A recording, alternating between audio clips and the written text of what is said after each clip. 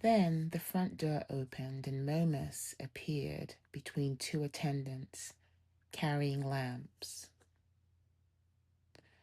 "The first who will be admitted to Herr Erlanger," he said, "are Gerstacker and Kay, and these two men here." They reported themselves, but before they could step forward, Jeremiah slipped in with "I'm a waiter here," and, greeted by Momus with a smiling slap on the shoulder, disappeared inside.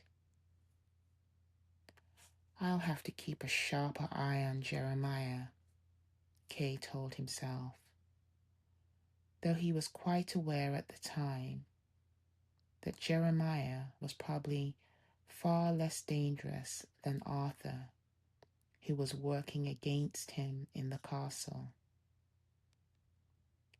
Perhaps it would actually have been wiser to let himself be annoyed by them as assistants than to have them prowling about without supervision and allow them to carry on their intrigues in freedom, intrigues for which they seem to have special facilities. As Kay was passing Momus, the latter started, as if only now did he recognize in him the land surveyor. "Ah, the land surveyor," he said, "the man who was so unwilling to be examined and now is in a hurry to be examined. It would have been simpler to let me do it at that time.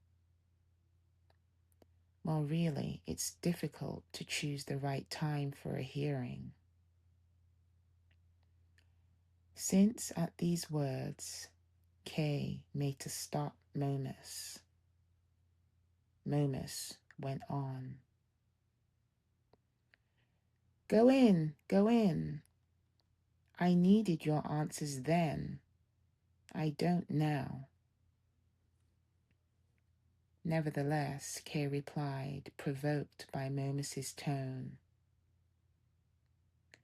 "You only think of yourselves.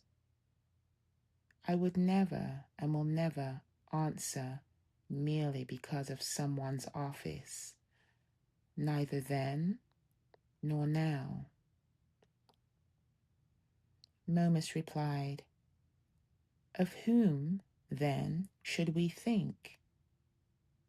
Who else is there here? Look for yourself."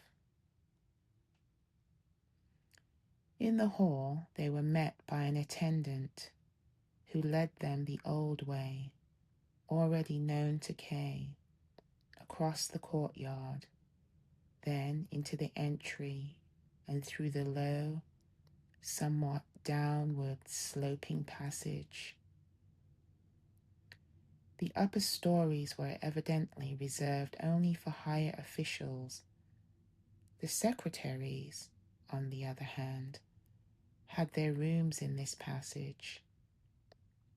Even Erlanger himself, although he was one of the highest among them. The servant put out his lantern, for here it was brilliant with electric light.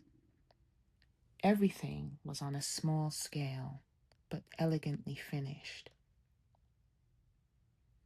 The space was utilized to the best advantage.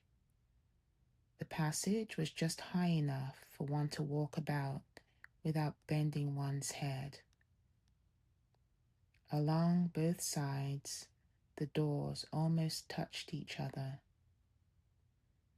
The walls did not quite reach to the ceiling, probably for reasons of ventilation, for here in the low cellar-like passage, the tiny rooms could hardly have windows.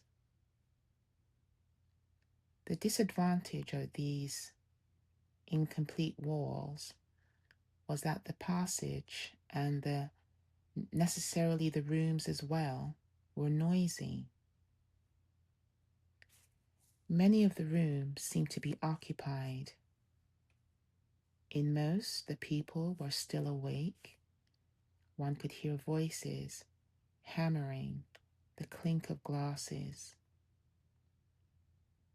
But the impression was not one of gaiety. The voices were muffled. Only a word here and there could be indistinctly made out. It did not seem to be conversation either. Probably someone was only dictating something or reading something aloud. And precisely from the rooms where there was a clinking of glasses and plates, no word was to be heard, and the hammering reminded Kay that he had been told some time or other that certain of the officials occupied themselves occasionally with carpentry, model engines, and so forth, to recuperate from the continual strain of mental work.